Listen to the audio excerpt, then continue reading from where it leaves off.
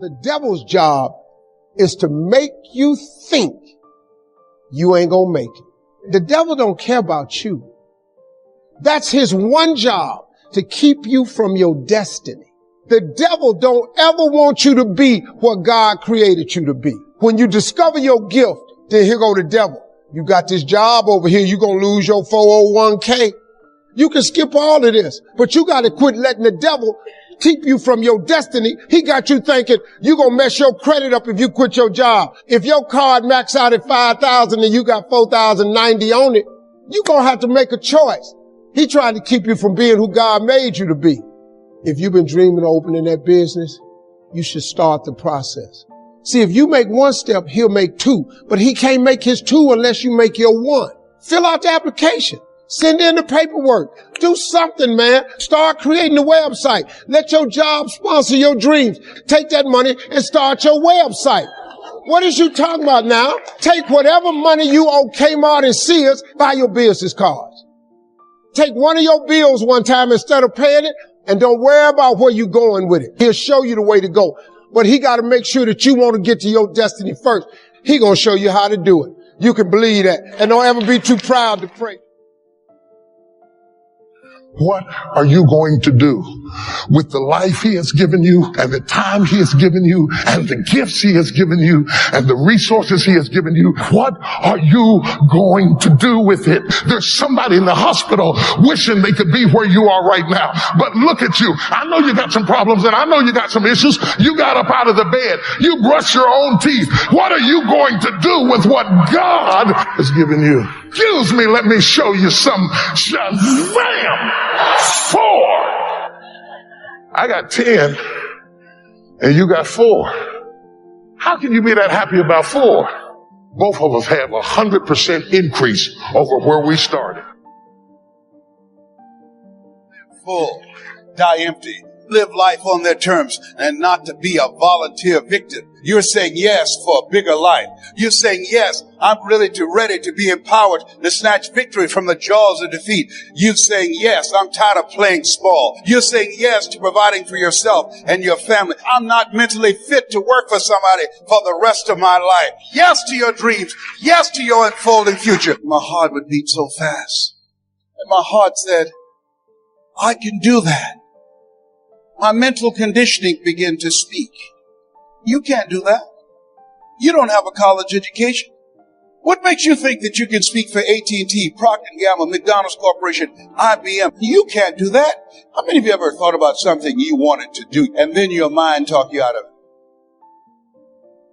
Don't judge where you are as where you're going to stay. God has some transfers for you. Transfers of influence, transfers of resources, houses that you didn't build, promotion that you didn't work for. Now this transfer requires obedience, honoring God, doing the right thing when it's hard. There will be seasons like with Joseph that it's not fair. Nothing is changing. People that don't honor God are passing you by. Don't be discouraged. Your time is coming. It's going to happen suddenly, out of the ordinary. You couldn't have made it happen. It's the hand of God. What's significant with all three of these people, Nehemiah, Joseph, and Ruth, none of their circumstances looked like they were about to change. Joseph was sitting in prison. You're telling me he's about to be the prime minister of this powerful nation? I don't think so. Ruth was in the fields picking up grain. You're saying she's about to own this field? I don't see how. Nehemiah was a busboy working in the kitchen. You mean he's going to rebuild the walls of Jerusalem? I think you have the wrong person. When you look at your situation, everything may say, there's no way you'll accomplish your dream. No way you'll own your company. No way you'll get out of this problem. No way you'll meet the right person. You're right where they were. The good news is one transfer, one shift, and you'll have the resources, influence,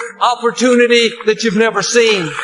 Don't talk yourself out of it. Don't live with a scarcity mentality. You have to give God permission to bless you. Quit believing those lies that you don't deserve it. You come from the wrong family. You're not that talented. You've reached your limits. God needs you to build His kingdom. He's counting on you to make the world a better place. He's destined you to take your family where they've never been. He wants to entrust you with resources, influence that you've never imagined. Be faithful where you are. Honor God with what you have. He's looking for Josephs, people that keep doing the right thing when it's hard. He's looking for Nehemiahs, people that have a passion to build His kingdom. He's looking for Ruths, people that don't let bad breaks cause them to live bitter. I believe that's you. Because you've been faithful, because you have the right motives, God is about to show out in your life. Others that haven't honored God, seems like they've passed you up. They've gotten good breaks, gone further. There's about to be a shift. God is going to put resources into the hands of the righteous. Influence is going to shift.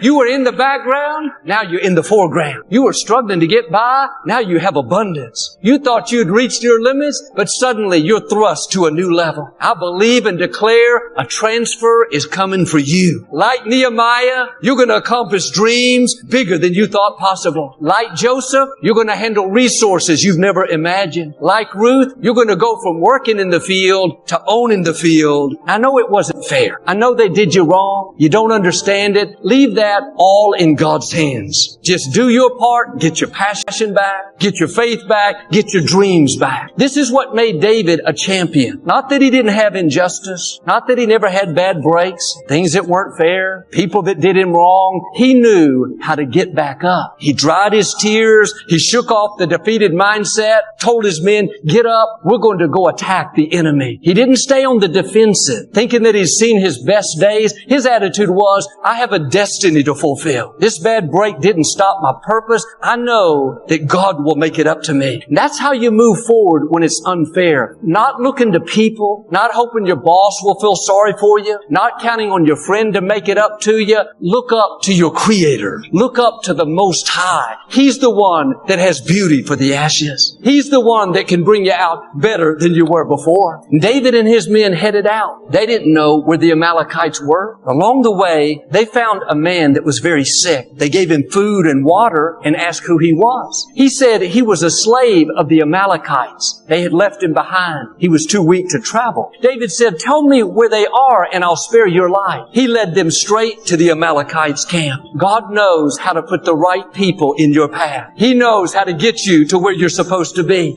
The Amalekites were having a big party, celebrating the victory. Sometimes the enemy celebrates too soon. Don't worry if you see them celebrating. God is not finished. David and his men attacked. The scripture says they recovered everything they had lost. All their wives and children were unharmed. They got all their possessions back. Not only that, they gathered up all the spoils from the Amalekites. That's what happens when you don't let an injustice, a bad break, a loss cause you to get discouraged and settle where you are. But what stops us many times is we have a good reason to be sour, a good reason to give up on our dreams, had a bad childhood, person walked away, the company let us go. Wasn't our fault that we got knocked down. I understand that, but what I'm saying is it is your responsibility to get back up. We wouldn't be talking about David if he'd used that bad break as an excuse. He was honoring God. He was not taking revenge against King Saul. He didn't get bitter when his family left him out. Would have been different if he had slacking off, compromising, doing whatever he felt like, but he was being his best. A person of integrity, yet the bottom fell out. That's a test. Are you going to let it be an excuse that keeps you from your greatness? Or are you going to get back up knowing that God is still on the throne, that He has good plans for you, that what tried to stop you was only setting you up for something greater? 3 days after David's biggest defeat, 3 days after he lost everything, he not only recovered it all, but King Saul was killed in a battle and David was made king. When you face your biggest battles, the most unfair, unjust, that's a sign that you're close to seeing your greatest victories, your biggest accomplishments, your most rewarding relationships.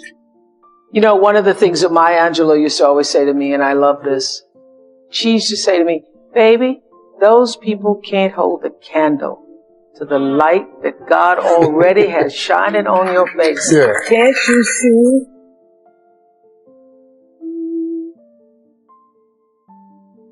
So I learned to focus on the light that God has shining on my face and not worry about the people who are trying to put up a candle and burn it. When you have haters, you have to understand what haters are. Haters are a very limited number of people. They're really not the massive amounts that operate in your life. It's just that hate is so loud. Hate is louder than love, but love is stronger. If you focus on the people that love you, you can blow over the haters. Haters ain't shit. Most people hate you only because of the way other people love you. That's why you got most of your haters anyway. You're allowing people who don't matter, right, in the grand scheme of your life, when it comes to like the totality of your life, the grand scheme of your life, you're allowing people things that really don't matter to matter so much. That's why I hardly respond to like the negativity or the hate. It's really got to a point where it's funny to me. I feel sorry for those people because it doesn't matter. It doesn't. I know they're not going to support me. They're not going to do anything for me. So why does it matter? What you may think is a disappointment, a person that walked away, a friend that betrayed you, a coworker that's trying to make you look bad. You may not like that, but you couldn't reach your destiny without them. It's all a part of God's plan to get you to where you're supposed to be. David would only be known as a shepherd boy if it wasn't for Goliath. Goliath was strategically placed in David's path, not to defeat him, but to promote him. Without Goliath, David would have never taken the throne. Don't complain about your enemies. It may look like a setback, but really it's a setup for God to get you to your throne. People's opinion of you is none of your business. I have lots of haters. They on the internet all the time. But who are they though? They don't even know me. People who are haters on the internet, I call them thumb gangsters. They just typing. Their little punk got a private page. They saying about. They don't even know me. So I don't give them no energy. I give haters no energy. Steve ain't this. He think he this. You don't even know me. So I just keep going through. But then I tell you something too. Haters motivate me. Because when they talking about me, that means I'm doing something. If you have no haters, if you don't have any haters, you ain't doing nothing, man. We don't have to play up to people, try to convince them to like us. Hopefully they'll give me a good break. No, God doesn't have to use your friends. He can use your enemies, your critics, the ones that are trying to push you down. He can use them to push you up. Some of my enemies, I feel like I need to write them a check. If they hadn't have been against me, I wouldn't have prayed so hard. If they hadn't have made fun, I would have given up sooner. If they hadn't have told me I couldn't do it, didn't have what it takes, might have been complacent, settled where I was. It was their opposition that pushed me forward. Many times, God will use your enemies to catapult you to success more than your friends. David said, God prepares a table before me in the presence of my enemies. Notice, when God brings you through the opposition, He's not going to do it in private. He's going to do it where all of those enemies can see it. The longer I live, the more I realize nothing happens by accident. Even the opposition, if you'll keep the right attitude, God will use it to your advantage. I was talking to a well-known minister one time. For over 50 years, he had gone around the world doing so much good. Most people were very appreciative. But in his hometown, the local newspaper was never for him. They were always finding fault. He could do 100 things right. They wouldn't report that. They'd find the one thing they didn't like, make a big deal out of it. This went on year after year. He had an interesting perspective. He said, if it hadn't been for that newspaper, I would have never accomplished so much. I thought, what do you mean? He said that newspaper not only kept me on my knees, but it gave me the fuel to keep pressing forward to prove to them that they were wrong. He went on to build a beautiful university in that city. Tens of thousands of young people have attended. And toward the end of his life, when he was just about done, all of a sudden the newspaper had a change of heart. They wrote this big front page article celebrating everything that he had done. It was almost like God waited on purpose. God knew that enemy, even though my friend didn't like it, it was making him better. It was keeping him stirred up, made him more determined, more resilient. Some of the things that we don't like, we're asking God to get rid of. If He removed them right now, we wouldn't reach our highest potential. That opposition is making you stronger. Those people trying to stop you, the betrayal, the disappointment, that cannot keep you from your destiny. God has the final say. And if He hasn't removed it yet, that means He's going to use it for your good. He strategically places the Goliaths, the Judases, the opposition. Without Goliath, you can't take your throne. Without Judas, you won't reach your highest potential. Without the naysayers, you wouldn't become all you were created to be. Some of the favor that you're seeing, some of the good breaks you've had, it didn't happen because of you. It happened because of those people that tried to stop you. They put you in position for promotion. And I always thank God for my friends, but I've learned to thank God for my enemies as well. The scripture says, don't be intimidated by your enemies. Don't be intimidated by what somebody said. Don't be intimidated by a negative medical report. You and God are a majority. When Jesus came out of the grave, He took the keys of death and hell. He said, all power has been given unto me in heaven and in earth. Now I'm giving you that power. You are not weak. You are not lacking. You are full of can-do power.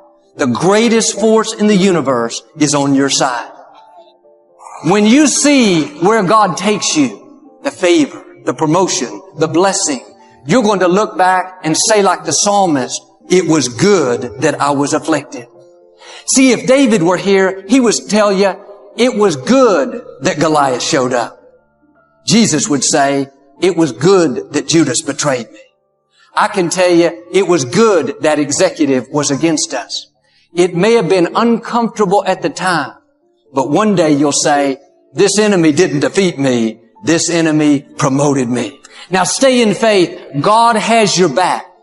He wouldn't have allowed the pressure unless He's going to work for your good.